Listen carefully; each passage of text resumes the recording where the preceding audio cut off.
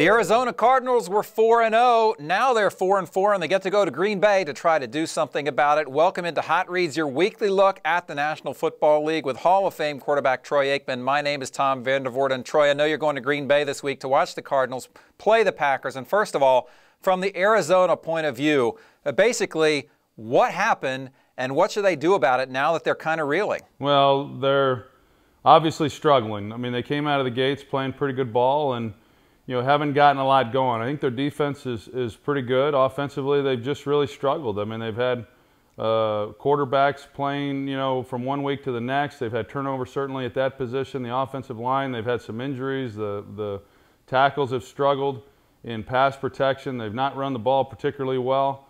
It's hard to win in this league, as the Cardinals have shown, with not more production than they've had up to this point. Is there an approach they should take? Should they be more conservative, more aggressive, or is it really just kind of a get back to basics thing?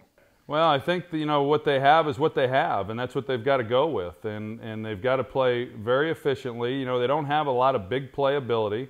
Larry Fitzgerald obviously is a great player, but they're not able to protect long enough to get the ball down the field the way that they would probably like. So when you have an offensive line that is struggling, you've got to leave more guys in and try to help them out. Got to get the ball out of your hands quickly. But the defenses that you face in this league, they recognize that. So they began the year so well, and then to be where they're at now and a tough road game against the Green Bay Packers, I mean, this is going to be a challenge. They're certainly not out of it, but morale there in Phoenix, Arizona isn't real good right now. Yeah, absolutely. And then I believe they go to Atlanta after that. Now, as far as Green Bay goes, they did start off the year a little slowly. Big win over the Texans now seems to have them rolling. What's their best approach to this game? Because it feels like one of those games that we sometimes call a trap game. And I wonder, is there really such a thing? And what would it be if there is?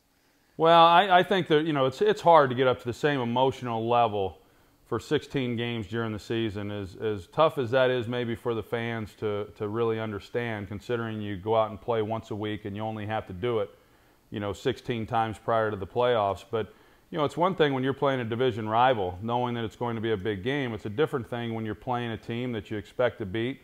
But I don't think this is necessarily a trap game for Green Bay. I mean, they had played very well. They played well, as you said, against the Houston Texans. They got the offense going a little bit.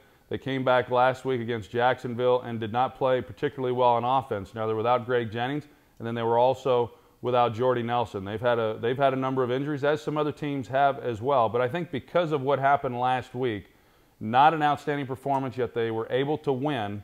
I think that will get their attention. They'll be focused this week, and it's really a matter of how healthy they can get. But I think they'll come out regardless of who's on the field. I believe that the Packers will come out and play better this week. Gotcha. Now, there's an interesting rumor this week about Steven Jackson and his situation with the Rams and the Packers maybe going out to get him. We've talked so much about how this is a quarterback-driven league now. We certainly see that in Green Bay with Aaron Rodgers. How big a move do you think they should make to try to pick up a back like Steven Jackson, especially with Cedric Benson, having some injury troubles? Is that something they should really reach to try to do, or is it not as important for them? Well, I think that you've kind of got to stick to what you are, I think, as an organization. What the Packers have shown under Ted Thompson is that they're going to essentially develop their own players. I mean, it's rare when they go out and make a big splash in free agency, go out and make a big trade, and this would be regarded as a pretty big trade if they were able to pull something off like that. I think the health of Cedric Benson, as you said, factors into this. There's discussion that he may come back this year.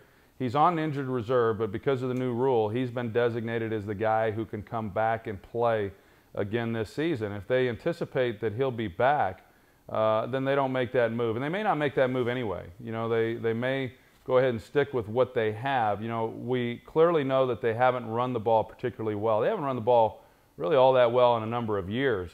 But even though they haven't gotten a lot of production, give Mike McCarthy some credit, because he continues to still run the football to at least maintain some type of balance so that it's not all on Aaron Rodgers. But even Mike McCarthy admitted this week they've got to get more production out of that running game.